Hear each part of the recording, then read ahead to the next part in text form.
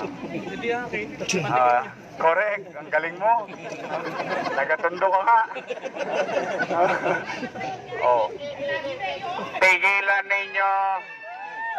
Tigilan ninyo kolektahan ang mga vendor.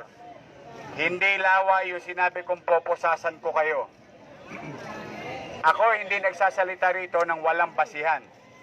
At kayo mga vendor, alam ninyo sa inyong isipan, kahit hindi kayo sumagot, alam ninyo ang tunay na nangyayari. Tama, mali?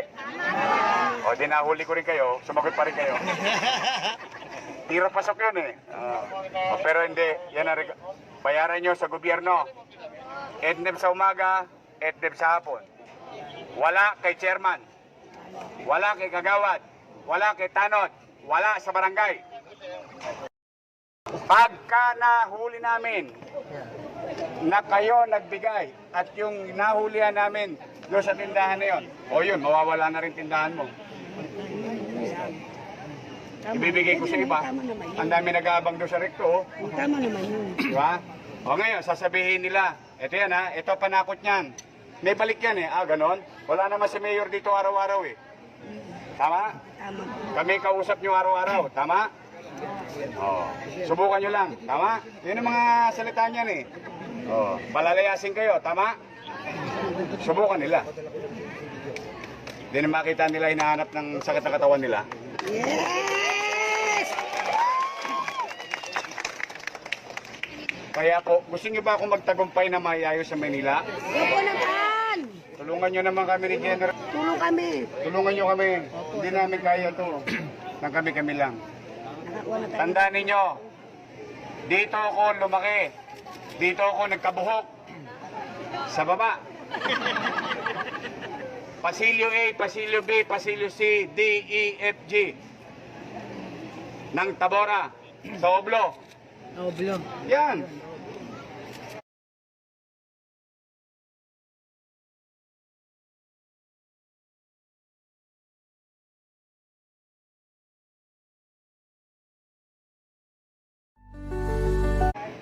Dito ako namamasura. Sa dating Divisoria Market, may tambakan. Katabi ng Yeluhan, Alimanguhan, at Bagoongan. O doon ang tambak. O doon nakalatag yung kariton ko. Araw-araw ng buhay ko, nasa Ilaya ko. Ako ang kumukuha ng basura ng Jollibee Ilaya. So ang punto ko, kaya ko yung sinasabi sa inyo, hindi ako pwedeng tulonggisin sa lugar ninyo na may mga aapi ng ibang tao sa lugar ninyo. Meron na kayong kakamping mayor. Yes! Pero magtatagumpay yung sinabi ko kapag nakiisa kayo sa pamahalang lungsod ng Maynila at sa Manila Police District. O ngayon, pwede na ba natin kasunduan yon? Opo. Pexman? Opo. Promise? Tama. Nilaga ka na yung Diyos, Mayor. Salamat naman. Salamat. Salamat naman. Ituwid ang mali. Sige, muli ha. Pakain naman kayo.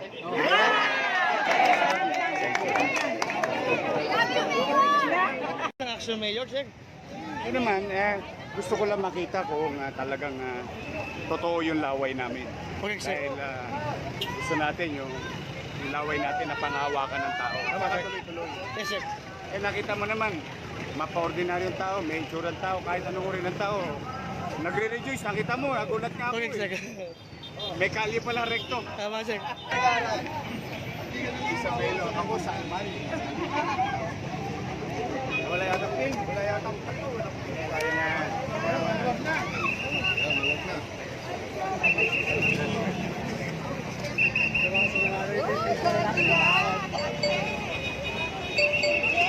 Paglaki ko, palitan mo.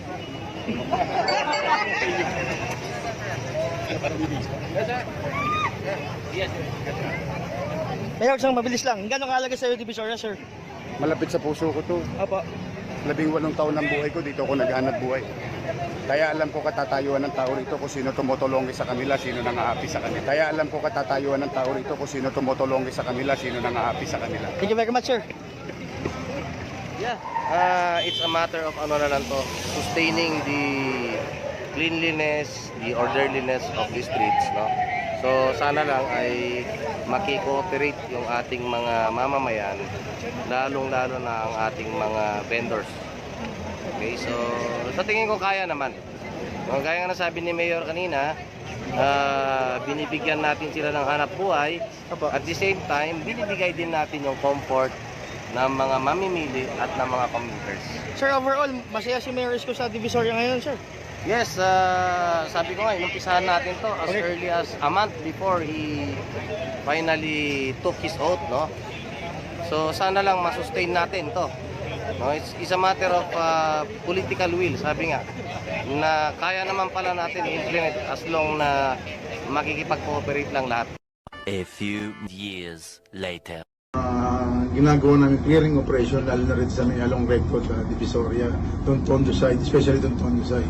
Yung natin, yung even sidewalk na kailangan na ay madaanan ng mga tao.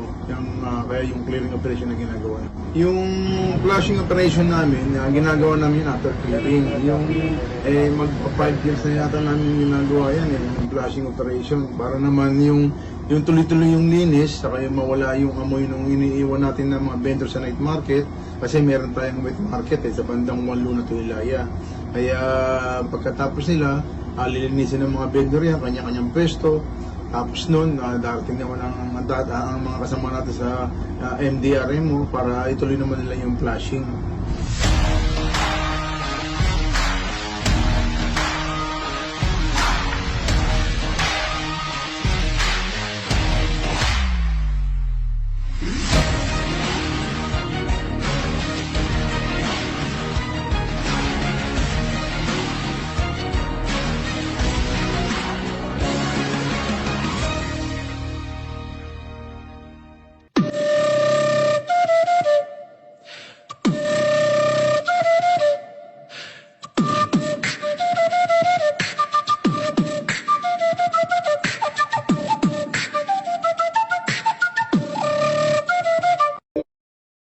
Ito yung panimula namin, unang lapag ni dating Yormes Moreno kasama ng aming dating district director, ang aming matikas na si General Danao.